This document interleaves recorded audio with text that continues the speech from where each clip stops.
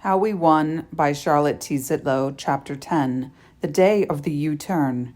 On the day of the election, November 2nd, 1971, we were anxious, but we believed we were ready. Coffee was perking at the headquarters. Lists of drivers were in the hands of phone callers should drivers be needed. A gaggle of attorneys was prepared to fan out to polling places to nip any voter suppression mischief in the bud, or to make sure errors were avoided or corrected.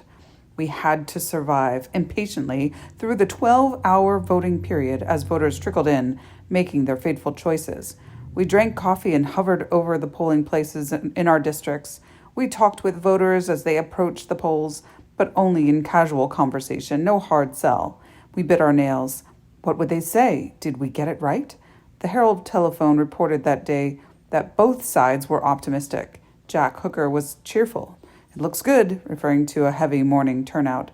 Frank McCloskey simply stated, I think we're going to win. He cited that Perry 11 precinct would be a bellwether, indicating that he would be looking at those results early on to determine who was winning. Meanwhile, lawyers from both parties were converging on the polling place at the IU auditorium, where the Republicans feared students would try to violate election law and take it over. There was some heated debate between poll watchers, but no voter fraud was discovered, though some voters were sent to the clerk's office to clarify their status. We had drivers to shuttle them back and forth. The IU auditorium was considered a prime target for a student takeover, and it was an impressive lineup of some of the most highly regarded lawyers in town from both sides who were focusing on any student who might have forgotten where he had registered with his middle name or not. By noon, only 400 of the 3,000 registered voters in Bloomington 9 had shown up to vote, many of whom were permanent residents in Green Acres. After it was all over 1,500 would cast their ballots there. As we saw it, our campaign was a new approach to local politics. It was well-focused and well-organized. The slate was in sync, collaborative, and in agreement on its task. Our agenda was well-defined and cohesive. Our campaign was a phenomenon, challenging the status quo. No doubt it was the audacious breadth of the contest that attracted so much attention. Never since an election in Bloomington has there been so much press. Newspapers and TV and radio coverage were never so abundant and detailed. Energy was high. By the time of the actual election, candidates had begun to be known and to know the people whose votes they were seeking. Precinct committee persons elected in 1970, in response to the 1968 debacle, had organized their voters beyond anything seen for years. We were about to find out if all our work and messages and our vision for a community participating in its own government, a better way, would prevail. It was time for the election itself. Shortly after the polls closed, hundreds of voters from both parties gathered at the HT offices to get the results. A large board covered one wall with grid lines for precincts and for candidates. As results came in, they were posted to cheers by the majority of those present and to glum shrugs and head shaking by those watching their candidates fall to defeat. About 11 p.m., the voters were substantially counted, and it was clear. Bill Andrews, Republican, was elected city judge with the endorsement of the Voters Union, and Jack Morrison was reelected from the 1st District. These had been predictable. In every other race, the numbers were decisive for Democrats. Frank McCloskey carried all but 2 precincts. He did not carry Perry 11, the one precinct that he considered would be a bellwether for his success. The at-large candidates lost only 1 precinct. All of the district Democratic candidates carried all their precincts, with 2 exceptions. The Democrats had swept the city election. It was a landslide. The work had paid off. McCloskey defeats Hooker for mayor was the headline in the IDS the next day. Bloomington Democrats wear victory smiles, winners grin ear to ear, and the HT. Jack Hooker hasn't lost anything. At this campaign headquarters, and in the HT, Jack Hooker hasn't lost anything. At his campaign headquarters, Mayor Hooker, forcing a big smile and thanking everyone there, was greeted by friends and supporters. His campaign manager echoed his mother's thought that he would now be able to live a family life, saying Jack may have lost the election, but he's won. He was killing himself in that job. Larry Incologio, longtime feature writer for the HT, wrote a brief eulogy summing up the Hooker years. The man who lived in the office of the mayor of Bloomington, the man who knows the location and size of every city water main, the man who knows the working parts of every piece of city equipment, the man who knows every detail of the city, inside and outside, is finished being a politician, at least for the time being. No one could accuse the newspapers of being exuberant about the outcome. They clearly were not. After all, they had endorsed all the losers, with few exceptions. This was not a campaign taken lightly, but it did happen, and they did their job interviewing the victors, and the vanquished. General election results. Democratic candidates sweep the at-large seats, carrying all precincts but Perry 5. Of the 6 candidates vying for the 3 seats, the top vote-getters were Wayne Fix, 7,577, Brian Dason-Croy, 7,399, and Dick Behan, 6,025. Defeated Republicans were Bob Clegg, 4,800, Bud Ferris, 3,829, and Clyde Day, 3,829. The Republicans at large could see the earth begin to tremble when the first few precincts reported early Tuesday evening. Rick Manning wrote in the HT they were scratching their heads in disbelief. The student vote was blamed with more or less conviction. They could not imagine the voters overlooking the qualities of Jack Hooker. They were stunned.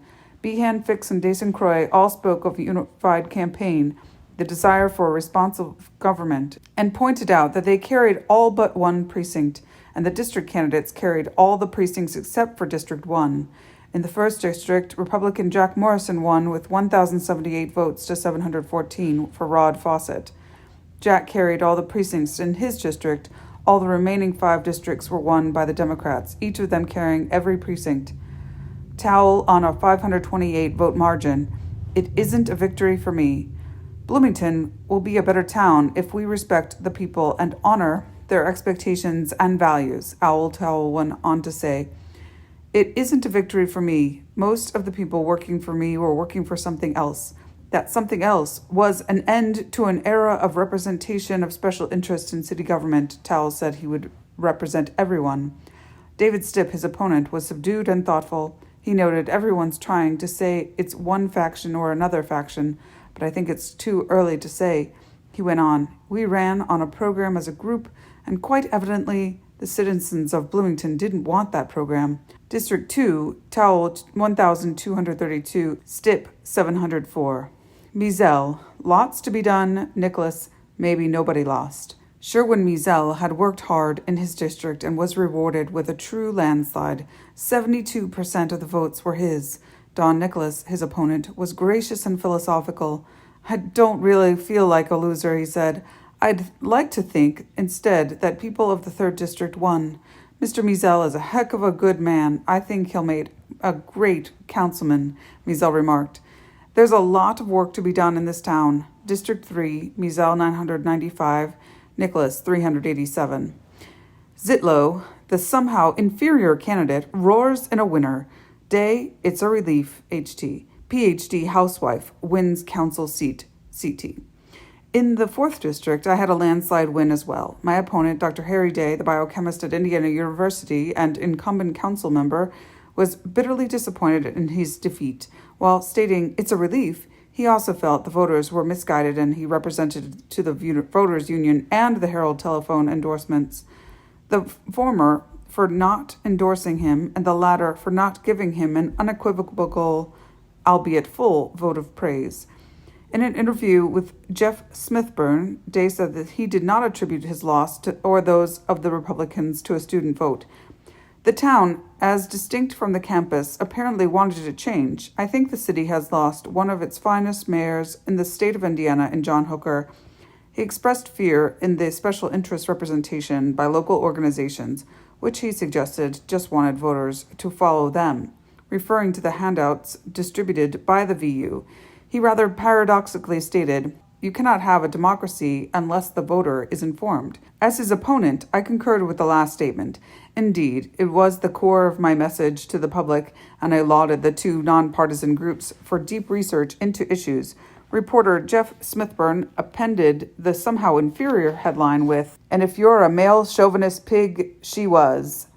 After thanking the voters and my supporters, I said, the vote tonight was an affirmation of what Bloomington has become over the past 6 years. I attributed my victory to hard work and preparation. The Hooker team aimed its campaign at an in-group. Well, that in-group turned out not to be the community. As a woman candidate, I was frequently referred to by my first name, while my opponent was always referred to as Dr. Day, and the epithet of somehow inferior grew out of an HT endorsement of Dr. Day, in which my having a PhD in a field linguistics was deemed less important than Dr. Day's PhD in biochemistry. That made me somehow inferior candidate for Bloomington City Council. For some people, perhaps, it meant something. Working in my precinct, Bloomington 9, I and a group of town and student workers did speak to a lot of students. There was a lot of talk about student apathy, I said, but it's my conviction that that was not true. I felt that the students did not want to vote uninformed, and we prepared our campaign literature accordingly. We tried to speak to every citizen on the same level, man to man, without being condescending. I concurred that interview by praising my fellow Democrats, and I spoke of Harry Day. I respect him for the many, many hours he has put in, for the many hours of service he has given. I admire him a great deal. District 4, Dr. Charlotte Zitlow, 1,711, to Dr. Harry Day, 742. Politics, religion do mix in the case of Reverend Davis. Herbert Davis, who won the Council District 5 seat, was celebrated in the HT as being able to mix religion and politics. I am a minister, just as others are lawyers and doctors. Davis attributed his win over Edris Baker to a lot of hard work. He, with much help, campaigned strenuously door to door. This is a Republican precinct. The heavy Democratic turnout across the city was due to hard work. The students did not make the difference. A large student vote would have produced a much larger vote, in Davis's opinion. He said he thought the young vote indicated the desire for change, and they'll hold our toes to the fire if we don't do things better. If they don't get change in 4 years, we may be the losers. Davis praised the Democratic team, indicated they had worked well together, and hoped that would continue. Baker, on the other hand, attributed the low voter turnout to public apathy and to the student vote. It wasn't the citizens of Bloomington. Why the students voted that way they did is beyond me, she said. Others I talked with tonight said we didn't lose, but the good citizens of Bloomington did. District 5, Davis 994, Baker 771. Fee appeared to be a shoo-in, but Dick was shooed out. James Ackerman pulled off a small but sufficient victory in the 6th District, the most heavily Republican area in Bloomington. Fee had been a bit of an outlier on the council, not always agreeing with the mayor's proposals. He was not seen as a loyal member of the Hooker team and was widely thought to be a shoo-in. Jim Ackerman was the most surprised by his victory, though he campaigned hard and was assisted by two of the most effective precinct committee persons in the Democratic Party, Kay Dinsmore and Pat Gross. I was surprised, he said. Fee claimed to have predicted in the spring that only two Republicans, Jack Morrison and Bill Andrews, would win in the fall, and he was right, taking his loss in stride. Fee complimented the winner. I think he is honest and will be a darn good councilman. All he needs is a little experience, but so did I when I was first elected 8 years ago. Fee went on to say, I also want to be on the record as saying I don't think this new council is a group of flaming liberals. I know a lot of people are saying that, but I don't think it's true. District 6, Ackerman 1,221, Fee 1,089. The community's response ranged from elation to shock and disbelief. While the Democratic ticket felt their work had been effective, while they perceived they were speaking to a listening community, actually seeing the results roll in from precinct after precinct, decisive margins everywhere were nonetheless stunning. We cheered and cried and smiled and celebrated. The newspapers were full of responses, and the winners and losers had various takes on what had happened. They saw the election from quite different perspectives, of course. For the Democrats, the extraordinary systematic organization and the clear and focused message that they purveyed were in sync with the people of the community. The citywide distribution of the flyers from both the party and the voters' union, combined with the repeated emphasis on community participation and the responsive government, seemed to explain the outcome. As for the Republicans, they did not understand how the people of the community could have made such a mistake. They declared that they had expected students would blindly do as the endorsements of the VU and the CGG instructed, but they neglected to wonder why students did not follow the endorsements of the three newspapers, including the Indiana Daily Student. Despite discussions at the Republican headquarters about factions, David Stipp did not think they knew enough to determine why they lost. He noted that many students did vote, and he wondered how many students voted in their hometowns. But he also said that the Republicans ran as a team with a program, and quite evidently the citizens of Bloomington didn't want that program. But there was little, if any, mention of the narrow margin by which Hooker had beaten Bill Lloyd in the Republican primary. Hooker had won by only 58 votes. That should have alerted them that the party was not as unified as they thought. There were 6 at-large candidates, and the Democrats were the top vote getters for the 3 seats. Reporter Rick Manning wrote that the youth vote was the most pondered, if not the most crucial factor in the race, but the 3 Republican at-large candidates hedged on blaming the students. Ferris suggested that there's students in all the districts, and who knows, maybe the Lloyd folks held back, figuring they could win in 4 years. Here, Clyde Day was absolute in his judgment. The students did it, and nothing less. You can give this election as a student victory. Dick Pehan noted that that was not the case because every precinct indicated that people wanted a change. The Republicans hesitated to point to any other reasons for their defeat. Ferris felt strongly that the voters missed their chance to have Hooker as mayor for 4 more years. There was a choice this time, a real choice, and people made their choice, and this is what we'll live with for the next 4 years. Clegg noted that the attention should be paid to the organizational efforts of the Democrats. They did their homework, he said, but the Democrats did not think any particular issue hurt them.